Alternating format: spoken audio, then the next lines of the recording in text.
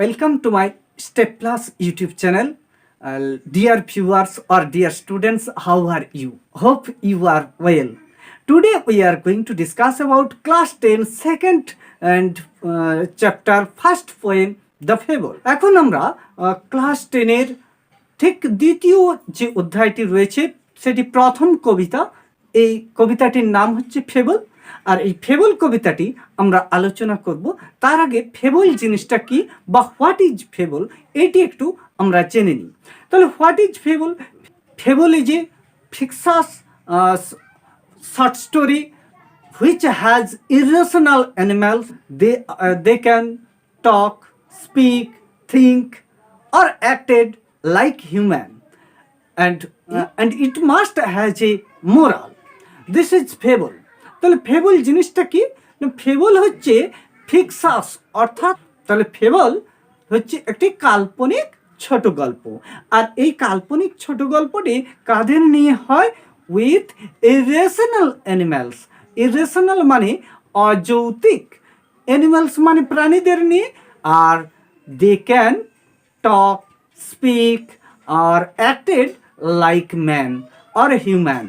মানুষের মতোই এরা কিন্তু কথা বলতে পারে, এরা ভাবতে পারে, এরা আচরণ করে মানুষেরই মতো। তাই এই ফেবল গল্পটিতে আরেকটি কি না, fable must depict moral to our society, অর্থাৎ মনুষ্য সমাজকে শিক্ষা দেওয়ার জন্য একটি নীতি কথা বা নীতিমূলক উপদেশ এই গল্পে থাকে। তাই এই গল্পটিকে অবশ্যই ফেবল বলা হবে। তাহলে এই ধরনের যে গল্পে ছাত্রছাত্রীরা বা ডিয়ার ভিউয়ার্সরা বা যারা এই ভিডিওটা দেখছেন তারা যদি দেখেন এই সমস্ত বৈশিষ্ট্যগুলো, তাহলে অবশ্যই সেটাকে ফেবল বলে মনে করবেন। এখন আমরা তো জানলাম ফেবলটা কি, কিন্তু ক্লাস 10-এর দ্বিতীয় যে ফেবল নামক কবিতাটি রয়েছে সেটাও কি ওই টাইপ নাকি আলাদা টাইপ? না, সেটাও কিন্তু ওই টাইপ, অর্থাৎ সেটা ছিল শর্ট স্টোরি বা ছোট গল্প। এটা হচ্ছে কি না, it is a poem. Fable is a poem, but this poem as like as fable short story. এই কবিতাটি কিন্তু সেই ফেবল শর্ট স্টোরিরই মতো।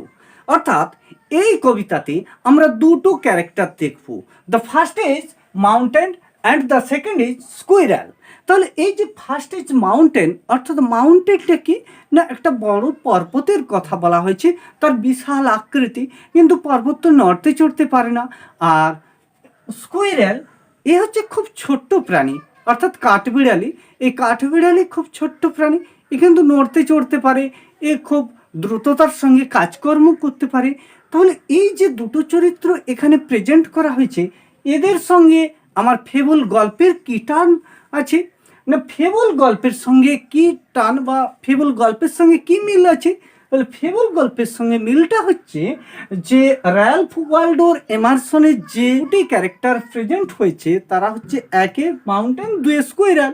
Is mountain is the representative of ruling classes and mighty classes or royal classes, and the squirrel has present as a labor classes or of our society, who are the actual worker, who are the actual maker of our society, but neglected by the royal classes, by the mighty classes, by the ruling classes, is the main motto of this poem.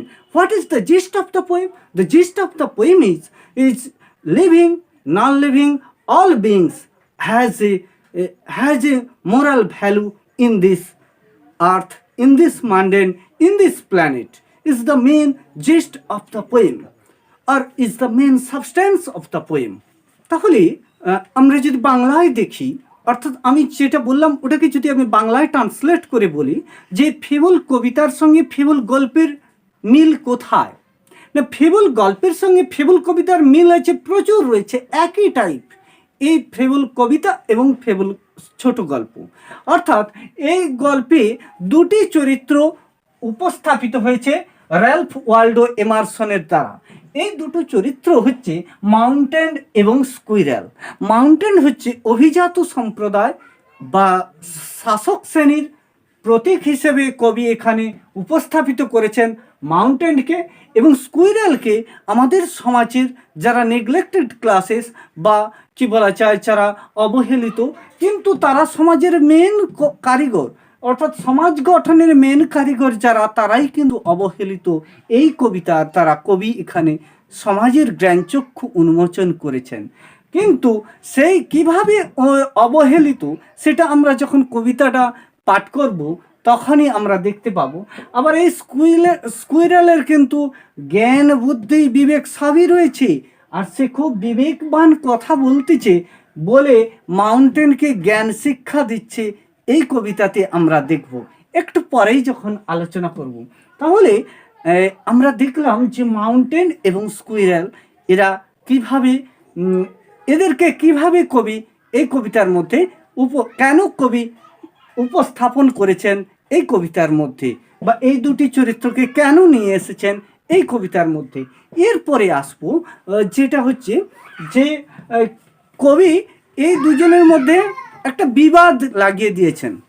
কবি এই দুজনের মধ্যে একটা বিবাদ লাগিয়ে দিয়েছেন এই কবিতাতে আমরা দেখব। কিটা দেখব আমি একটু সংক্ষেপে তোমাদের বা আমি একটু সংক্ষেপে বলছি, হয়তো আমি একটু বেশি সময় নিয়ে নিচ্ছি, কিন্তু এই যে আমি এক্সপ্লেনেশনটা করছি এটা যদি বারে বারে আমার ছাত্রছাত্রীরা বা তথা আপনারা দেখেন তাহলে কিন্তু অবশ্যই আমি আশা রাখছি যে তাদের কাছে খুব খুব ক্লিয়ার হয়ে যাবে, আর কোনো প্রশ্ন থাকবে না, কোনো প্রশ্নই থাকবে না, আর কোনো জায়গা অস্পষ্ট থাকবে না।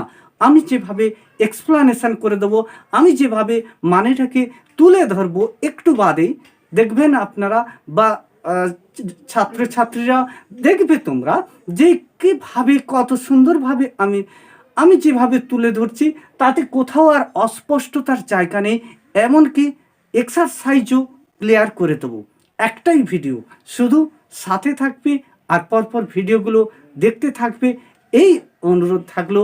অর্থাৎ আর ভিডিও চ্যানেলটিকে যদি না এখনও সাবস্ক্রাইব করে থাকেন তাহলে অবশ্যই সাবস্ক্রাইব ও শেয়ারের আবেদন রেখে এখন আমরা কবিতাটি উপস্থাপন করছি। Dear students, have a request to follow year text book. The mountain and the squirrel had a quarrel. অর্থাৎ মাউন্টেনের সঙ্গে পর্বতের সঙ্গে স্কুইরেলের ঝগড়া বিবাদ হচ্ছে কি নিয়ে? And the former called the letter.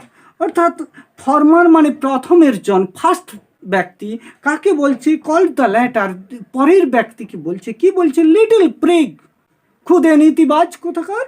Bun replied, বান বলতে কাকে বলা হয়েছে? স্কুইরেলকে বা কাঠবিড়ালিকে বলা হয়েছে। You are doubtless very big, নিঃসন্দেহে তুমি খুবই বড় ব্যক্তি, তুমি খুবই বড়, নিঃসন্দেহে তুমি খুবই বড়। But all sorts of things and weather, কিন্তু সমস্ত রকমের জিনিস এবং আবহাওয়া must be taken in together, যদি সব কিছুকে অবশ্যই একত্রিত করতে হবে। টু মেক আপ এ ইয়ার, একটা বছরকে গঠন করার জন্য বা একটা বছর তৈরির জন্য, একটা বছরকে পরিপূর্ণ করার জন্য সব কিছুকে একত্রিত করতে হয়। অ্যান্ড এ স্পিয়ার, এবং একটা গোলককেও পূর্ণ করার জন্য সব কিছু জিনিস একটু একটু করে দিয়ে, এখানে গোলক বলতে পৃথিবীকে বলা হয়েছে। স্পিয়ার ইন্ডিকেটেড দ্য আর্থ, তাই পুরো পৃথিবীটাকে পূর্ণ করতে কিন্তু একটু একটু করে সব জিনিসই লেগেছে। তাই আর কি বলছে? অ্যান্ড আই থিঙ্ক, এখানে আই বলতে কাকে বলেছে না? আই বলতে এখানে স্কুইরেলকে ইন্ডিকেট করা হয়েছে। আই বলতে স্কুইরেল, স্কুইরেল তো নিজে বলছে এখন, তাই বলছে যে I think it no disgrace, it no disgrace, অর্থাৎ এটা কোনো অপমানের নয়। টু অকুপাই মাই প্লেস, আমি যে জায়গাটা দখল করে আছি সেটা খুব সামান্য হতে পারে, খুব ছোট হতে পারে, তা বলে এটা আমার কাছে খুব অপমানের নয়। মানে সমাজের যে সমস্ত দরিদ্র ব্যক্তিরা, ক্ষুদ্র ব্যক্তিরা, তারা হয়তো ছোট্ট কুড়ে ঘরে থাকে, তাদের কাছে সেটা অপমানের, ওই কুড়ে ঘরে থাকাটা অপমানের নয়। কবি এই লাইনের মধ্য দিয়ে এটাই বলতে চাইছেন। If I am not so large as you, আমি তো তোমার মতো অত বড়ও নয়। আর you are not so small as I, তুমিও তো আমার মতো এত ক্ষুদ্র নয়। তাহলে বান এই কথাগুলো বলছে, বিজ্ঞতার সঙ্গে বলছে, খুব বুদ্ধিমত্তার সঙ্গে উত্তর দিচ্ছে। আর কি বলছে? And not half so spry, আর এখানে স্প্রাই বলতে ফুল অফ অ্যাক্টিভিটি, স্প্রাই বলতে কাকে বলা হয়েছে না ফুল অফ অ্যাক্টিভিটি। তাহলে তুমিও তো আমার মতো আমি যে কাজ করি তার হাফও তুমি কর্মমুখর নয় বা কর্মকুশলী নয়। আমার মধ্যে যা কর্মক্ষমতা রয়েছে, যা কর্মকুশলের দক্ষতা রয়েছে, তার হাফ তোমার তো নেই। I shall not deny you make, আমি উপেক্ষা করছি না যে তুমি এটা তৈরি করেছো। কি এটা? A very pretty squirrel tag, এটা খুব সুন্দর যে আমার যাতায়াতের পথ তোমার মধ্যে তুমি দিয়েছো, তোমার মধ্য দিয়ে, সেটা আমি অস্বীকার করছি না। অর্থাৎ সমাজ দরিদ্র ব্যক্তিরা যে সমাজের মধ্যে বসবাস করে, সেটা যে বসবাস করতে পায়, সেটা এই দরিদ্র শ্রেণীর মানুষেরা কিন্তু সেটাকে অস্বীকার করে না। কিন্তু দরিদ্র শ্রেণীর মানুষেরা যে কাজগুলো করে সেই কাজগুলোর দামকে অস্বীকার করে কারা? না ওই অভিজাত শ্রেণী বা মাউন্টেনের মতো শ্রেণী বা রুলিং ক্লাসেস যারা থাকে বা মাইটি ক্লাসেস যারা থাকে, তারা কি করে না এই স্কুইরেলের মতো বা দরিদ্র শ্রেণীর মানুষদের মতো কাজগুলোকে তারা অ্যাভয়েড করে, উপেক্ষা করে, রিজেক্ট করে, মূল্য দেয় না, হ্যাঁ, তাদেরকে ভ্যালুলেস মনে করে। তারপরে বলছে ট্যালেন্টস ডিফার, হয়তো বুদ্ধির পার্থক্য তো আছে, বুদ্ধির পার্থক্য আছে, all is well and wisely put. তাই এই বুদ্ধির পার্থক্যের জন্যই তো পৃথিবীতে বিভিন্ন জিনিসগুলো খুব সুন্দরভাবে এবং সাজানো গোছানো রয়েছে বিজ্ঞতার সঙ্গে। বিজ্ঞতা ওয়াইজলি বলতে খুব জ্ঞানের সঙ্গে বা বিজ্ঞতার সঙ্গে, ওয়েল মানে খুব সুন্দরভাবে সাজানো রয়েছে, ডেকোরেট করা রয়েছে, very nicely decorate in this world. If I can not carry, last দুটো লাইন খুব important, if I can not carry forest on my back, আমি আমার পিঠের মধ্যে অত বড় অরণ্যকে বহন করতে পারি না, neither can you crack a nut, তুমিও তো একটা সুপারি ভাঙতে পারো না। তুমি অত বড় অরণ্যকে বহন করতে পারো কিন্তু তোমার একটা সুপারি ভাঙার ক্ষমতা নেই। আমি অত বড় অরণ্যকে বহন করতে না পারি কিন্তু আমার মধ্যে একটা সুপারি ভাঙার ক্ষমতা রয়েছে। তাহলে আমার কাজটা ছোট হতে পারে, তোমার কাজটা অনেক বড় হতে পারে, কিন্তু আমার কাজটারও দাম আছে। বান এই কথাটা বলেছে, অর্থাৎ স্কুইরেল এই কথাটা এই কবিতার মধ্য দিয়ে সমাজকে শিক্ষা দিচ্ছে যে সমাজের দরিদ্র শ্রেণী যারা, তারা অবহেলিত নয়, তাদের কাজটা ছোট হতে পারে কিন্তু এই ছোট ছোট কাজগুলোর দ্বারাই আমাদের সোসাইটিটা, সমাজটা গঠিত হয়েছে। তাই সমাজের ওয়ার্কিং ক্লাসেস, অর্থাৎ যারা ওয়ার্কার ক্লাসেস রয়েছে, লেবার ক্লাসেস রয়েছে, they are can not be deprived by the mountain classes or mighty classes or ruling classes or aristocrat classes। অনেকগুলো রিপ্লাইড দিয়েছে। প্রথম কি বলেছে যে খুবই বড়, অর্থাৎ বিগ মাউন্টেন খুবই বড়, সে খুব ছোট। আর কি বলছে যে একটা বছর গঠন করতে গেলে ছোট বড়, শীত গ্রীষ্ম সব কিছুতে একটা ওয়েদারের মধ্যে দরকার, শীত গ্রীষ্ম বর্ষা সব কিছু নিয়েই তো একটা বছর গঠিত হয়। তাই এই সমাজটাও একইভাবে সবাইকে নিয়ে, ধনী দরিদ্র মধ্যবিত্ত সবাইকে নিয়েই কিন্তু গঠিত, কাউকে ছেড়ে নয়। এই স্ফিয়ারটা অর্থাৎ এই পৃথিবীটা কাউকে ছেড়েই নয়। আবার কি বা নিজেও স্বীকার করছে যে তুমি মানে তুমি অনেক বড় হতে পারো, তোমার কিন্তু কোনো কার্যের ক্ষমতা নেই, তোমার হয়তো বুদ্ধি আছে কিন্তু তোমার কাজের ক্ষমতা নেই, আর আমার হয়তো বুদ্ধি কম কিন্তু আমার কাজের ক্ষমতা রয়েছে, তাই আমার কাজটারও দাম রয়েছে। আর তুমি একটা বড় অরণ্যকে বহন করতে পারো যেরকম, তুমি একটা বড় কাজের বোঝাকে নিতে পারো যেরকম, আমরা অত বড় কাজের বোঝা না নিতে পারলেও ওই কাজটাকে ছোট ছোট অংশে ভাগ করে যখন আমাদেরকে দেওয়া হয় তখন আমরা কিন্তু ওই কাজগুলোকে সলভ করে দিই। তার দ্বারাই কিন্তু এই সমাজটা, এই সোসাইটিটা বেঁচে থাকে, এই সোসাইটিটাই রানিং থাকে, মুভিং হয়, এই সোসাইটিটারই প্রোগ্রেস হয়। আমরা যদি কাজ করা বন্ধ করে দিই তাহলে এই সোসাইটিটা কিন্তু স্টপড হয়ে যাবে। এই কবিতার মূল কথা এটাই। অর্থাৎ এই কবিতার দ্বারা বোঝা যাচ্ছে যে লিভিং নন লিভিং সমস্ত রকমের জিনিস, অর্থাৎ জীবন্ত, প্রাণযুক্ত, প্রাণহীন বা ছোট বড়, small or big, all are valuable in our society. এরপরে একটু এক্সারসাইজগুলো দেখার আমার অনুরোধ থাকলো। প্রথম যে এক্সারসাইজটি রয়েছে অর্থাৎ অল্টারনেটিভ কি আছে, ইনস্ট্রাকশনটা একটু পড়ে দিই। Choose the correct alternative to complete the following sentence. এই নিম্নলিখিত সেন্টেন্সগুলোকে পূর্ণ করার জন্য যে অল্টারনেটিভ গুলো দেওয়া আছে সেগুলো থেকে আমাদেরকে চয়েস করতে বলা হয়েছে। প্রথম যেটি আছে এতে, দ্য কোয়ার্ল ওয়াজ বিটুইন, অর্থাৎ ঝগড়াটা হয়েছিল কাদের মধ্যে, দ্য মাউন্টেন র্যাবিট মানে খরগোশের সঙ্গে, র্যাট মানে ইঁদুরের সঙ্গে, ক্যাট মানে বিড়ালের সঙ্গে, আর স্কুইরেল মানে কাঠবিড়ালের সঙ্গে। তাহলে কার সঙ্গে হয়েছিল? নিশ্চয়ই স্কুইরেলের সঙ্গে হয়েছিল, আমরা একটু আগেই আলোচনা করেছি। আর তারপরে bun has no doubt that mountain is, বানের অর্থাৎ স্কুইরেলের নো ডাউট কোনো সন্দেহ নেই, দ্যাট যে দ্য মাউন্টেন ইজ, মাউন্টেন অর্থাৎ পর্বত কি হচ্ছে, স্মল বিগ নবল কাইন্ড, কি পর্বতটা কীরকম, স্মল মানে ছোট, বিগ মানে বড়, নবল মানে মহান, কাইন্ড মানে দয়ালু। কি বিগ অর্থাৎ যে দ্বিতীয় যে অ্যান্সারটি রয়েছে, দ্বিতীয় যে অপশানটি রয়েছে সেটাই আমাদেরকে চুজ করতে হবে। তারপরে সিতে রয়েছে unlike a mountain A squirrel can crack, অর্থাৎ স্কুইরেল কীটা পারে, পর্বত কীটা পারে না, আনলাইক মাউন্টেন, মাউন্টেন পারে না, কি পারে না, স্কুইরেল ক্যান ক্র্যাক, স্কুইরেল ভাঙতে পারে, কীটা ভাঙতে পারে, a nut, joke, stone, lock. তাহলে কীটা ভাঙতে পারে না, নিশ্চয়ই নাট, তাই নাট হবে রাইট অ্যান্সার বা সুপারি। এরপরে দুয়ের দাগে যেগুলো রয়েছে, state whether the following statements are true or false, provide the sentence phrase and or word in support your answer, অর্থাৎ যদি ট্রু ফলস মধ্যে যেটা হবে সেটা পাশের দেওয়া বক্সের মধ্যে আমাদেরকে ট্রু হলে টি এবং ফলস হলে এফ লিখতে হবে, আর তার সাপোর্টিং স্টেটসমেন্টস হিসেবে আমরা একটি সেন্টেন্স অথবা ফ্রেজ অথবা একটি ওয়ার্ডও ব্যবহার করতে পারি।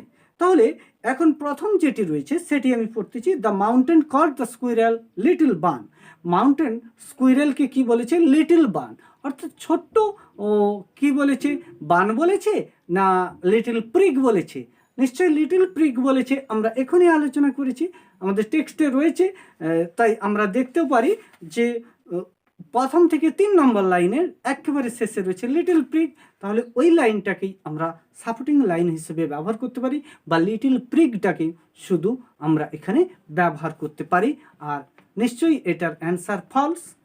আর the squirrel is fairer than the mountain, তাহলে স্কুইরেল মাউন্টেনের থেকে খুবই বড়, এটা বলার কারণটা কি, এটা কি সত্যি কথা, মানে এটা কি সত্যি কথা, the squirrel is superior than the mountain, yes নিশ্চয়ই সত্যি কথা, তাই এটি ট্রু হবে।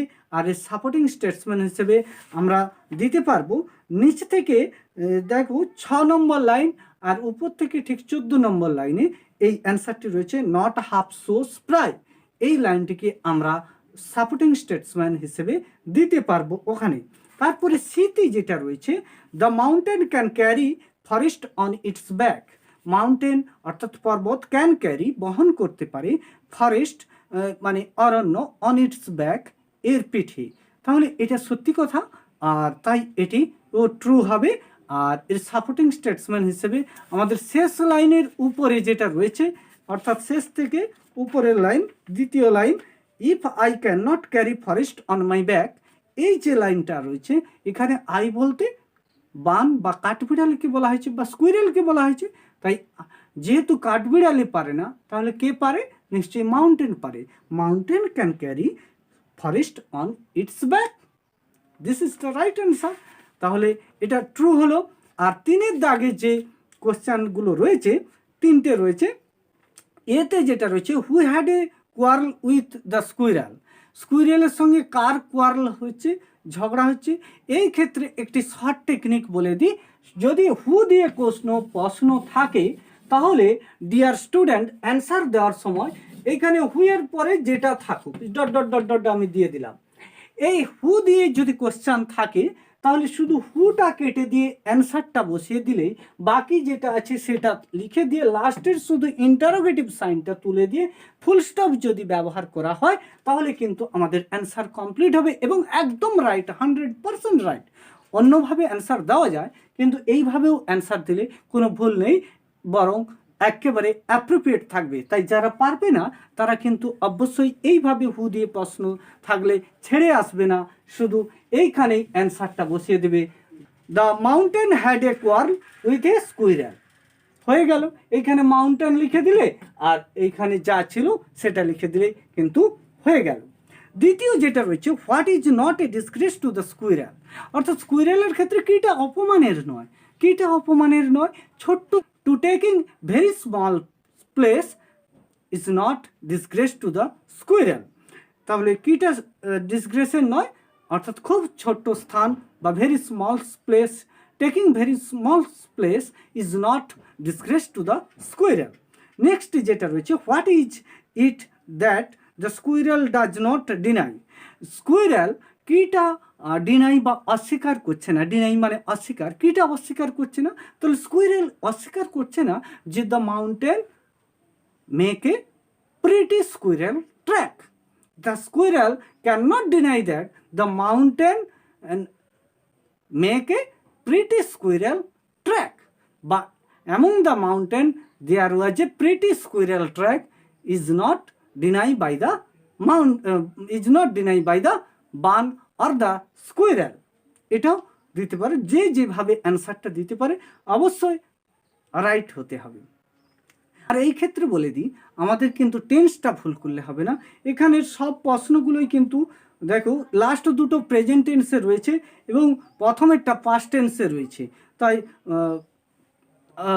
প্রথমেরটা পাস্ট টেন্সে আর পরের দুটো কিন্তু অবশ্যই প্রেজেন্ট টেন্সে দিতে হবে। ঠিক কি, replace the underlying word with suitable phrasal verbs from the list given below, নিচে যে লিস্টটা দেওয়া রয়েছে চারের দাগে, সেই লিস্টে কিছু ফ্রেজাল ভার্ব দেওয়া আছে, change from of the verb where necessary, যেখানে প্রয়োজন সেখানে ভার্বের গঠনটাকে আমাদেরকে পরিবর্তন করতে হবে, অর্থাৎ যেই টেন্সে দেওয়া আছে নিচের লিস্ট থেকে নিয়ে সেই টেন্সে রূপান্তরিত করে বসাতে হবে।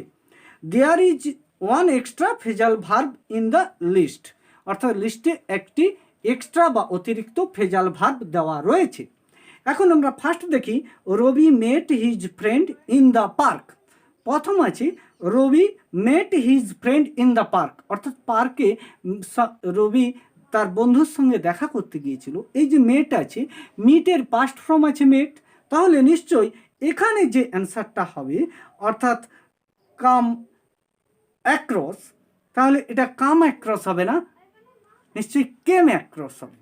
তাই তো আমাদেরকে পাস্ট টেন্সে কামটাকে পাস্ট টেন্স করতে হবে, পাস্ট টেন্স করলে কেম অ্যাক্রস হবে। তারপরে বিতে রয়েছে, Tanushree can not tolerate cruel behaviour to animal, Tanushree মানে পশুদের উপর নিষ্ঠুর ব্যবহার সহ্য করতে পারে না। এই যে টোলারেটের মানে হচ্ছে সহ্য করা, এখানে হবে কি পুট আপ উইথ, তাহলে পুট আপ উইথটি টোলারেটের জায়গায় আমাদের বসাতে হবে। আর সিতে রয়েছে, হিজ প্রপোজাল ওয়াজ রিজেক্টেড, রিজেক্টেড মানে কি তার প্রপোজাল বা প্রস্তাবটি বাতিল করা হয়েছিল, রিজেক্টেডের জায়গায় আমাদেরকে কি বসাতে হবে, টার্ন ডাউন আছে, এটাকে টার্নড ইডি যোগ করতে হবে, টার্নের সঙ্গে টার্নড ডাউন করে আমাদেরকে লিখতে হবে রিজেক্টেডটি বাদ দিয়ে। এরপরে 5 থেকে রয়েছে আমাদের ভয়েস চেঞ্জ। ভয়েস চেঞ্জের উপরে আমার 3টি ভিডিও আছে, এগুলো দেখার অবশ্যই অনুরোধ থাকলো, এই ভিডিওটি ডেসক্রিপশানে থাকবে। আর আমি এখানে যেহেতু দেওয়া আছে সেগুলো আমি পরপর বলে দিচ্ছি, জাস্ট অত ডিটেলসে যাচ্ছি না। আর ডিটেলসে জানার জন্য বা ভয়েস চেঞ্জ শেখার জন্য অবশ্যই অনুরোধ থাকলো, আমার কিন্তু এই ভিডিও ডেসক্রিপশানের ঠিক নিচের দিকে রয়েছে ভয়েস চেঞ্জের উপরে 3টি video.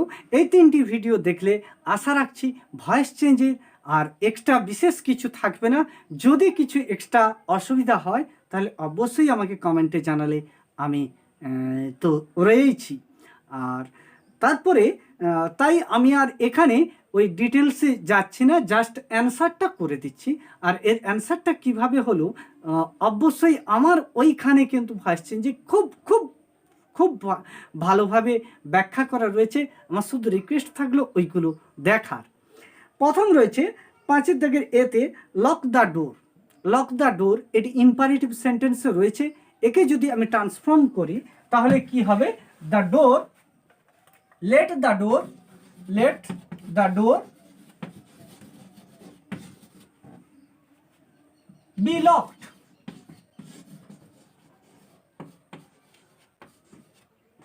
let the door be locked, এটা হবে প্রথম এতে যেটা রয়েছে। আর বিতে যেটা রয়েছে সেটা হচ্ছে Asim knows the solution to this problem. এটাকে যদি আমরা ট্রান্সফর্ম করি, মানে প্যাসিভ ভয়েসে করি, তাহলে কি হবে দেখো, the solution to the problem, two this problem প্রথমে লিখতে হবে, অর্থাৎ এটা অবজেক্ট, দ্য সলিউশন প্রেজেন্ট টেন্সে আছে বলে ইজ বসালাম, ইজ নোন টু KNOWN, আর এই নোন ভার্বের পরে টু বসে, বাই বসে না, তাই টু বসালাম, টু অসীম এইটা বসালাম। আর ঠিক সিতে যেটা রয়েছে সেটা কি রয়েছে, সিতে রয়েছে I had written a letter. এটাকে যদি আমি প্যাসিভ ভয়েসে করি কি হবে না, a letter had been written by me. A letter had been written by me। তাহলে এই হলো তিনটে ভয়েস চেঞ্জ। তিনটে ভয়েস চেঞ্জ এখানে আমি করে দিলাম, যেহেতু তিনটে আছে। এছাড়াও আরও অনেক অনেক ভয়েস চেঞ্জ তোমরা পারবে যদি আমার এই ভিডিওর ডেসক্রিপশানের ঠিক নিচের দিকে একেবারে আমার সেগুলো প্রথম পর্বের ভিডিও, সেগুলো দেখার অনুরোধ থাকলো সবার কাছে। আর যে দুটো রাইটিং স্কিল এখানে রয়েছে, write a letter to your friend within 100 words advising him or her to visit the public library in her or his locality as frequently as possible. অর্থাৎ তোমাদের বন্ধুদের যাতে তাদের এলাকার যে পাবলিক লাইব্রেরি রয়েছে সেই লাইব্রেরিতে ঘন ঘন যাতে তোমাদের বন্ধুরা যায়, তা জানিয়ে তোমার বন্ধুকে 100টি ওয়ার্ডের মধ্যে চিঠিটি লিখতে বলা হয়েছে। অবশ্যই পাবলিক লাইব্রেরির যে উপকারিতা কত আজকে হয়তো আমরা মোবাইলের যুগে বুঝতে পারছি না, এখান থেকে যে কি কি অসাধারণ নলেজ পাওয়া যায়, যে না যায় সে কিন্তু জানে না। তাই তোমাদের এরিয়ায় যদি থেকে থাকে অবশ্যই কিন্তু সাতের দাগে যে প্যারাগ্রাফটি রয়েছে, write a paragraph within 100 words on the benefit of early morning exercises using the following points. নিম্নলিখিত পয়েন্টগুলো ব্যবহার করে আমাদেরকে কি না আর্লি মর্নিং যে এক্সারসাইজ, অর্থাৎ সকালবেলা উঠে যে আমাদেরকে এক্সারসাইজগুলো করতে হয় তার উপযোগিতার উপর 100 ওয়ার্ডসে আমাদেরকে একটি প্যারাগ্রাফ লিখতে বলা হয়েছে। তার জন্য নিচে 3টে পয়েন্ট দেওয়া আছে, good for health, fresh air, keep one active through out the day, সারাটা দিন কর্ম মুখর থাকতে এবং মুক্ত বাতাস আর শরীরকে ভালো রাখতে অবশ্যই কিন্তু এই early rising and early morning exercise খুবই গুরুত্বপূর্ণ। আর এই গুরুত্বপূর্ণ দুটি ট্রপিকই খুবই গুরুত্বপূর্ণ, অর্থাৎ দুটি ট্রপিকেরই খুবই ইম্পর্টেন্স রয়েছে আমাদের জীবনে এবং পরীক্ষায় তো বটেই। আর তার সাথে সাথে অনুরোধ থাকলো আজকের ভিডিও থেকে এখানেই বিদায় নিচ্ছি। কেমন লাগলো জানাতে কিন্তু কমেন্টে ভুলো না, আর সাথে থাকবে পরবর্তী ভিডিওগুলোতে, অবশ্যই দেখা হবে এই আশা রেখেই আজকের পর্বে এখান থেকে বিদায় নিচ্ছি। আরেকটি কথা, যে আমি প্রোজগুলোকে ফেসকাম ভিডিওতে আনি না, মূলত টেক্সট বইটাকে ক্যামেরার সামনে রেখে করছি। আর পোয়েমগুলোকে মানে প্রোজগুলোকে আমি এই ক্যামেরার সামনে আনছি না, মানে যাতে তোমাদের সুবিধা হয়, প্রোজগুলো তোমাদের চোখের সামনে থাকে। তাই আমি কিন্তু প্রোজগুলোর ক্ষেথে এইভাবে বোর্ডে আলোচনা করছি না, আমি বই ধরে ধরে আলোচনা করে দিচ্ছি। অবশ্যই সে ভিডিওগুলো কিন্তু দেখার অনুরোধ থাকলো। Thank you, hope see you again in my next videos, may God bless you. আরেকটি অনুরোধ, যদি ভালো লাগে অবশ্যই কমেন্ট দিতে ভুলবে না, আর বন্ধুদের মধ্যে শেয়ার করতেও কিন্তু ভুলবে না।